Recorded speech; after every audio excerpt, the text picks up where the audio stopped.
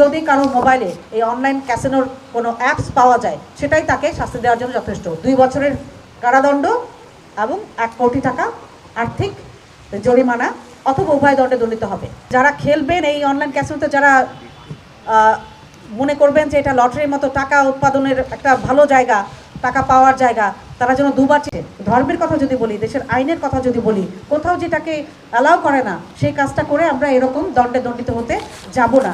আমরা মানে শয়তানের ধোঁকা বলেন বা খারাপ কাজে আমরা উদ্বুদ্ধ হব না, ভালো কাজে থাকব।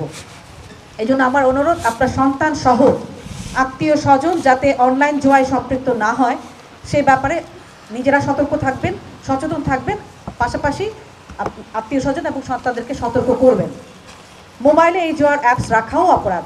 যদি কারো মোবাইলে, আমাদের পুলিশ আজকে রাত থেকে অভিযান পরিচালনা করবে, যদি কারো মোবাইলে এই অনলাইন ক্যাসিনোর কোনো অ্যাপস পাওয়া যায় সেটাই তাকে শাস্তি দেওয়ার জন্য যথেষ্ট।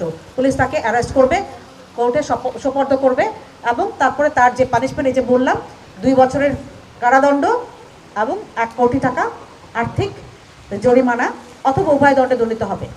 এই জন্য সবার মাধ্যমে আমি মেহেরপুর জেলার যারা অধিবাসী আছেন জানাতে চাই, আপনারা সচেতন হয়ে যান। যদি কারো অ্যাপসে থাকে, অনলাইন ক্যাসিনো খেলার জন্য যে অ্যাপস থাকে সেগুলো যদি থাকে ডিলিট করে দেন। আমরা আজকে থেকে অভিযান পরিচালনা করব, ধরা পড়লে তখন আমাদের কাছে অনুনয় বিনয় করে আর কোনো লাভ হবে না। তো এই ব্যাপারে আপনাদের মাধ্যমে আমরা প্রচারণাটা চাই। যারা এখানে আসছে তারা আগে বলবেন, সাংবাদিক ভাই যারা আছেন, বন্ধু যারা আছেন, তারা এটাকে ফলো করে প্রচার করবেন যাতে সবাই জেনে সচেতন হতে পারে এবং এই মেহেরপুর এই কলঙ্ক থেকে মুক্ত হতে পারে। মেহেরপুরের যারা সন্তানরা আছে, নেক্সট জেনারেশন আছে, তারা যেন এ থেকে বেরিয়ে আসতে পারে। বাংলাদেশের প্রথম ইমিউনিটি বুস্টার সমৃদ্ধ ফ্যান্টাস্টিক হ্যাপি এনার্জি বিস্কিট। আপনার সন্তান যখন বের হয় আপনি খেয়াল করেন সে মোটরসাইকেল চালাবে, এত দামি মোটরসাইকেল দিচ্ছে না, একটা হেলমেট সে পড়ছে কিনা, হেলমেট করে না। এখন কিছু কিছু পড়ে, তো কিছু কিছু কেন পড়বে? 100% তো পড়ার কথা। আবার দেখেন এই লোকগুলো যেমন আমার দেশের বাইরে যায়, এক্সাম্পল বানায় না, দৃষ্টান্ত বানায় না, আমরা তো ইচ্ছে করলেই পারি। এটা তো খুব কঠিন কাজ না। আপনি মোটরসাইকেল চালাবেন, আপনি হেলমেট এনশিওর করবেন, এটা ঘর থেকে বলতে হবে, কিন্তু ওয়াইফ হয় হাজব্যান্ডের জন্য বলবেন। কারণ আমাদের যে তার জন্য আন্তরিকতা আপনার বেশি, এটা কার হয়? একদম নিকটতম যারা, তাদের বেশি ক্ষতি হয়। তো আমাদেরও খারাপ লাগে যে ষড়যন্ত্রটা মারা গেলে। বিশেষ করে মেয়ের বাবা থানায় এসে অভিযোগ দেয় যে আমার মেয়েকে নিয়ে পালিয়ে, যেহেতু তার বাবা অভিযোগ দিয়েছে। আমরা যখন তাকে ধরে আনি তখন কোর্টে গিয়ে তাকে আবার একটা জবানবন্দি দিতে হয় 22 ধারায়। তাহলে কি হলো? বাবার সে অভিযোগ খারিজ হয়ে যায়, বাতিল হয়ে যায়। আর এর মধ্যে যদি একটা বাচ্চা প্রডিউস হয়ে যায় তাহলে তো আরো মারাত্মক অবস্থা। ওর দায় কে নেবে, কি করবে? ছেলেদের কিছু হলে এটা নিয়ে কেউ বদা করে, ছেলে মানুষ কি হবে, একটা করে 4টা বলে সুন্নত হবে।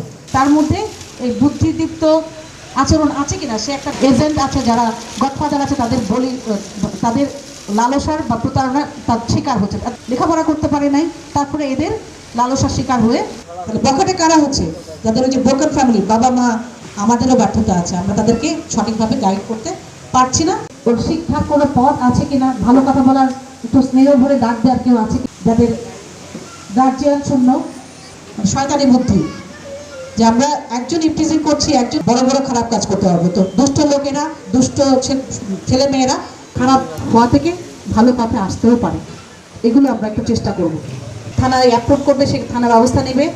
তো এটা যারা জানেন না, আমাদের মিডিয়ার মাধ্যমে আমরা প্রচার করেছি, আরও প্রচার করব। আমরা 3টা থানায় শুরু করব। আমরা অলরেডি চালু হয়েছে অনলাইন জিডি করার সিস্টেমটা, কিন্তু আমি আরেকটু অফিসিয়ালি 3টা থানাতে ভিজিট করে, আপনার থানায় ভিজিট করে পুলিশের সেবা মেইনলি পাওয়া যায় ওই থানা থেকে।